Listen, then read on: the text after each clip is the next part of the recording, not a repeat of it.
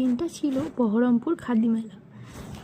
অনেক দিন হয়ে যাওয়ার পরও ভিডিওটা এডিট করে আর সেটাকে পোস্ট করা হয়নি।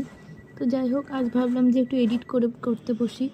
তো দেখতেই পাচ্ছ কত সুন্দর কাঠের কাজের জিনিস, হাতের। খাদি মেলাতে এত সুন্দর সুন্দর জিনিস থাকে, মানে সত্যি চোখ ফেরানো যায় না। এত সুন্দর সুন্দর দোলনা, সোফা সেট, ডিনার সেট, বাচ্চাদের দোলনা, রক চেয়ার না রকিং চেয়ার, যাই হোক কিছু একটা বলে এই চেয়ারগুলোকে, যেগুলোতে দোলনার মতো সিস্টেম থাকে।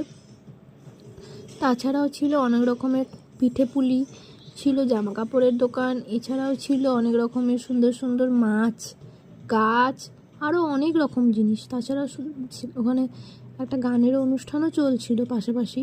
তো দেখতেই পাচ্ছ ঈশান কী করছে। ঈশান ওই সব চেয়ারগুলোতে, সোফাগুলোতে বসছে, একবার করে গিয়ে দেখছে। মেলাটা বসেছিল স্কয়ার ফিল্ডে। এখন মনে হয় মেলাটা আর নেই, তবে আমরা গিয়েছিলাম ডিসেম্বরে। তো যাই হোক, মেলাটা দেখে সত্যি খুব ভালো। ডিসেম্বরে না, আই থিঙ্ক জানুয়ারি ফার্স্ট উইকে। তো খুব ঠান্ডাও পড়েছিল। এখন মেলাটা নেই, বই মেলার পরপরই এই মেলাটা বসে। তো এই মেলাতে অনেক ক্ষুদ্র থেকে বড় সকলেই এই মেলাতে উপস্থিত হয় নিজেদের হাতের কুটির শিল্প নিয়ে। তাছাড়া জুয়েলারি, হ্যান্ডমেকিং জুয়েলারি, আরও অনেক রকম জিনিস ছিল। শরীর অসুস্থ থাকার জন্য ভিডিওটা এডিট করে পোস্ট করা হয়নি। তো যাই হোক, তোমরাও দেখো বহরমপুরের খাদি মেলা কীরকম হয়।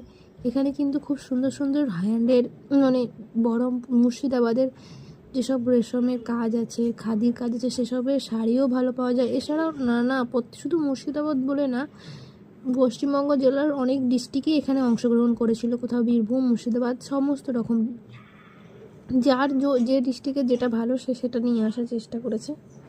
তোমাদের যদি ভিডিওটা ভালো লেগে থাকে তবে লাইক, কমেন্ট, শেয়ার আর সাবস্ক্রাইব অবশ্যই করো। আরও নতুন নতুন ভিডিও দেখার জন্য অবশ্যই নোটিফিকেশান বেলটা টিপে সাবস্ক্রাইব করে নিও। Thank you.